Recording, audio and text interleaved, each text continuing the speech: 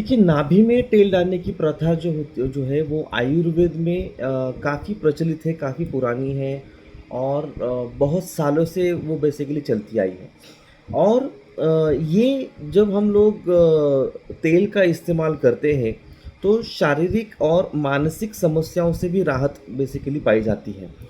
लेकिन कौन से बीमारी के लिए कौन-सा तेल इस्तेमाल करना चाहिए, ये मैं यहाँ पर आपको बताना चाहता हूँ। पेट से जुड़ी अगर समस्याएँ हैं,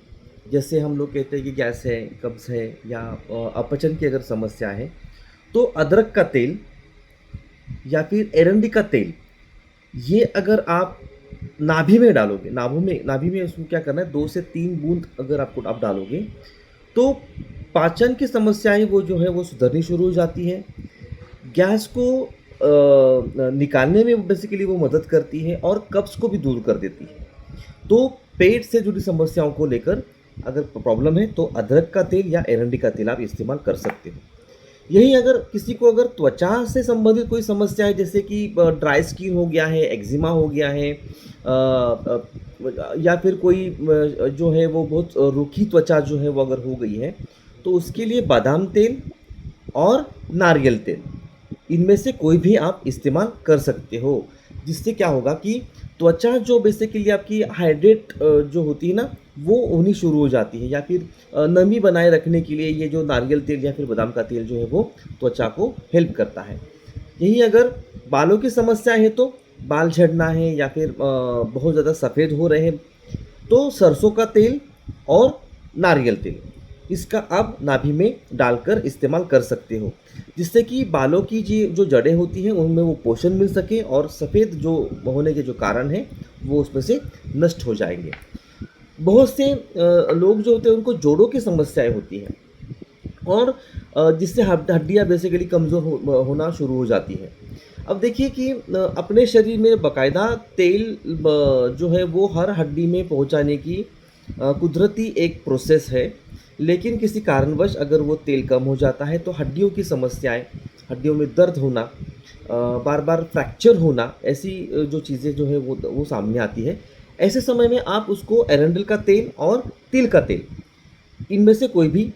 या फिर उस दोनों का मिश्रण करके भी आप उसमें नाभि में अगर डालोगे, तो जोड़ों में जो दर्द है उससे वो आराम मिलता ही मिलता है, लेकिन हड्डियाँ जो है वो भी फिर से मजबूत होनी शुरू हो जाती है। यही अगर मानसिक तनाव है, चिंता है, डिप्रेशन है, तो देसी घी और ब्राह्मी तेल, इसका आप इस्तेमाल कर सकते हो। दिमाग को शांत करने के लिए देसी घी और ब्राह्मी तेल बहुत गुणकारी पाया जाता है, जो तनाव से भी मुक्त करता है और चिंताओं का को कम करने का काम करता है। अगर अनियमित पीरियड्स है,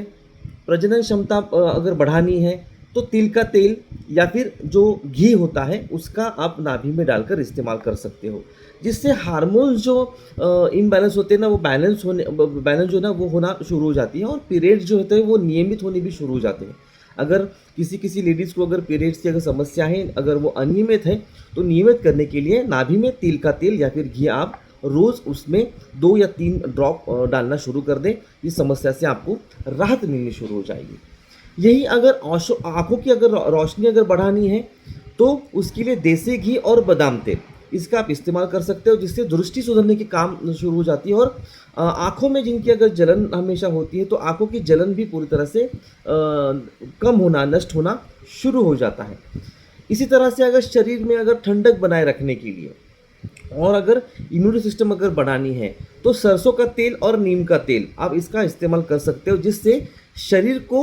वो बेसिकली वो गर्म रखता है और रोग प्रतिकारक जो शक्ति होती है वो भी उसकी क्षमता बढ़ा देता है।